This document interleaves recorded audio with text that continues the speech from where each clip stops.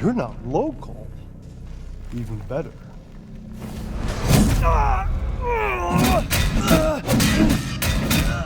Mother Miranda's gonna love you.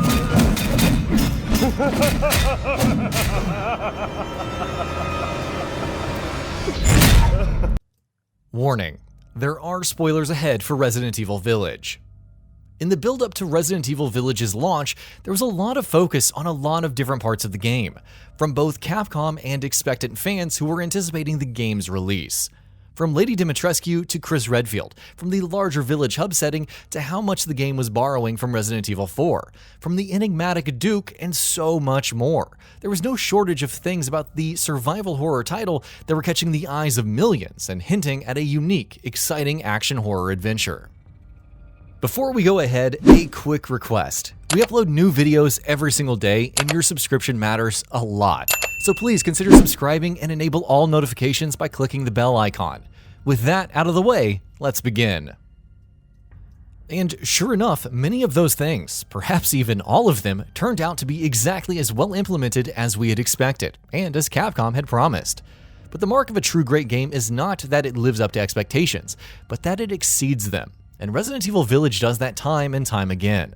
And the one character that drives the game's knack for surpassing expectations and surprising players with its ideas is Karl Heisenberg, who is not only the most fascinating character in the entire game, but might even be one of the best villains Resident Evil has had in recent memory, if not ever. Ethan Winters might be the protagonist. Chris Redfield might be the wild card that drives much of the narrative twists and revelations, and Lady Dimitrescu might be what fans have latched onto. But really, Karl Heisenberg is the star of the show in Resident Evil Village. Soon after Ethan arrives in the titular village and begins his horrific journey to rescue his daughter, Heisenberg is the first real villain he crosses paths with. And even with his first appearance, he makes it clear that he's a unique threat that's going to pose more than a few problems as the story progresses. Watching him control metal with his mind like he's Magneto and uses his powers to capture Ethan lets you know early on that Heisenberg's got some incredible powers. And things only get better from there, or worse from Ethan's perspective. In the scene where the four lords are squabbling with each other over who will get to torture Ethan and how best to deal with his presence, Resident Evil Village does a really good job of establishing Heisenberg's primary character traits. He's a devilish, devious man who has shades of Lucas Baker in him, evidenced by how much he likes to have fun with the people he's killing through his twisted games and torture mechanisms. Ethan comes within an inch of losing his life as he escapes from Heisenberg's death traps in that early sequence, which serves as a great setup for what the man is all about. Resident Evil Village doesn't wait long after that to explain who and what the Four Lords are, and even here Heisenberg's name stands out. The Duke even explicitly mentions that Heisenberg is the most powerful and most fearsome of the Four Lords, which is something the game doubles down on by making him the last of the Four Lords to stand between Ethan and Rose. In fact, he gets more screen time dedicated to him than any of the others. Lady Dimitrescu, Donna Beneviento, and Salvatore Moreau each get one domain, each of them varying in size and scope, but Heisenberg looms large in the entire last third of the journey. Once Ethan has defeated 3 of the 4 lords, he's quickly contacted by Heisenberg, who tells him that he's not interested in fighting him the way that the other lords were, and directs him to the Stronghold, where he can retrieve the 4th flask, and soon afterward, the two have their next face-to-face confrontation, which unfolds quite differently from how previous confrontations with the lords did. And it's here that Heisenberg's character sets himself apart from the other villains in the game. Unlike the other lords who were blindly following Miranda, Heisenberg harbors more than a little resentment towards her for experimenting on them and turning them into bioweapons. And that's what sets Heisenberg apart. You can understand his anger and his resentment.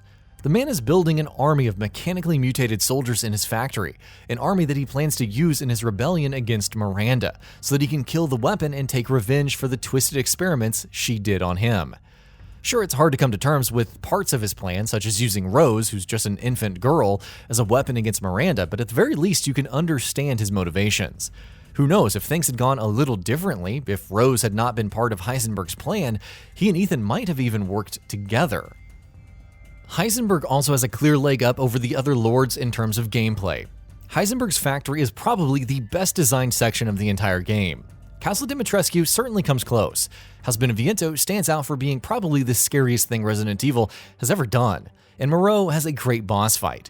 but with its mazy, intricate design, its sci-fi aesthetic, its sudden jump in difficulty, its excellent enemies and combat encounters, and that boss fight against the monstrosity with a giant propeller for a head, Heisenberg's factory is easily the best part of Resident Evil Village. Sure, the actual boss fight against Heisenberg himself is a bit of a swing and a miss owing to how over the top it is, but even in that boss fight, we get to see Heisenberg make fun of Chris's boulder-punching ways, so it's not a total loss. Resident Evil has struggled with villains ever since Albert Wesker died, but it found its footing again in 2017 with the Bakers, and took that another step forward with even more compelling antagonists in Village with the Four Lords. And Heisenberg is probably the best villain the series has had in recent years, since Wesker's aforementioned death. Frankly, it's a shame that Heisenberg dies in Village. It would have been great to see him stick around and maybe even become a series mainstay, perhaps even become the series' next major villain. It is worth noting that death is hardly permanent in a series such as Resident Evil, where even villains such as Albert Wesker have apparently died on screen before coming back in a future installment. We hope that happens with Heisenberg as well, because we'd love to see more of him.